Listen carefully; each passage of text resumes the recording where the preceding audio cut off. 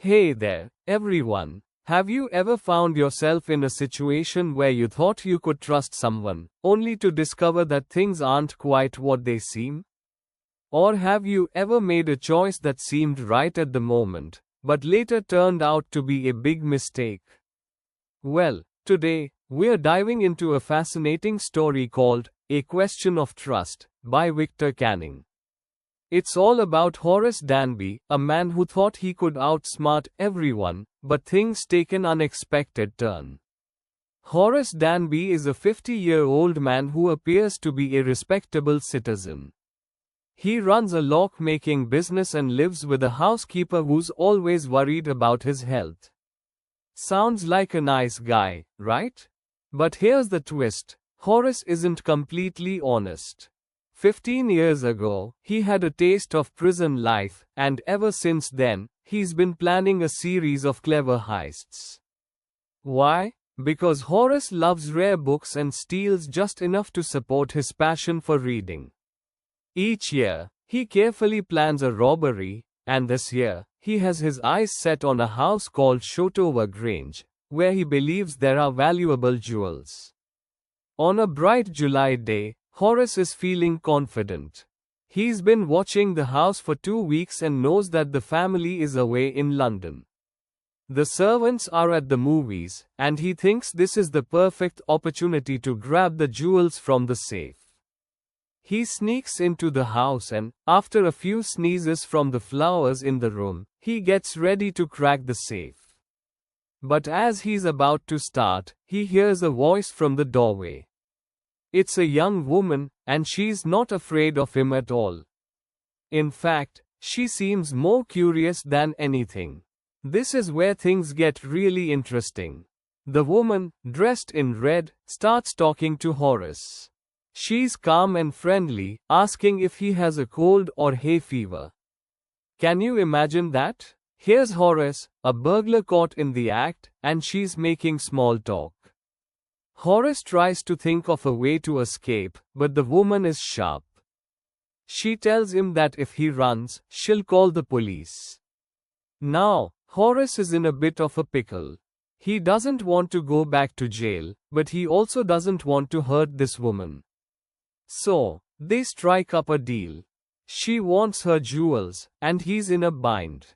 Horace is clever, and he realizes that the woman has forgotten the combination to her safe. So, he offers to help her get the jewels, but here's the catch: he has to break open the safe for her. The woman agrees, but only if he promises to leave after. In a surprising twist, Horace ends up opening the safe, handing over the jewels, and leaving the house without any trouble. He thinks he's gotten away with it. For a couple of days, he keeps his promise to the woman, enjoying his freedom. But then, temptation strikes again. He starts thinking about stealing once more. But guess what? Horace's luck finally runs out. The police catch him not because of some elaborate detective work, but due to a simple mistake: he forgot to wear gloves while breaking open the safe. His fingerprints were left behind, clear as day, making it easy for the police to track him down. And the charming young lady who seemed so calm and clever? She wasn't the owner of the house at all.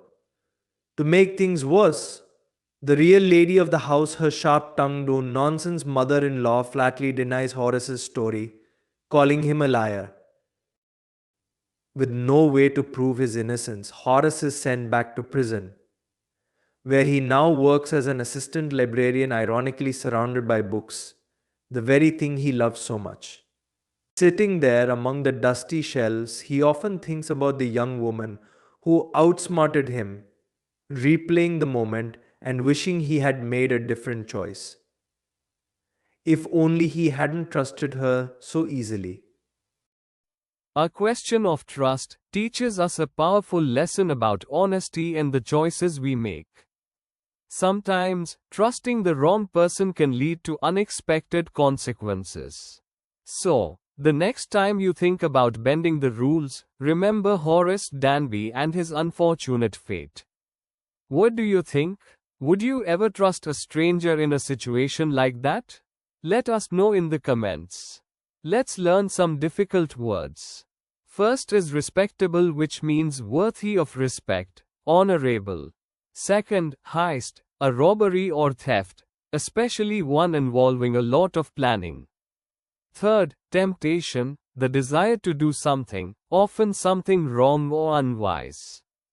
Fourth, fingerprint, an impression of the ridges of a person's finger, used for identifying individuals.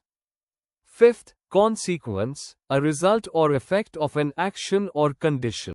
Now, here's a secret on how you can study effectively with the EduRev app.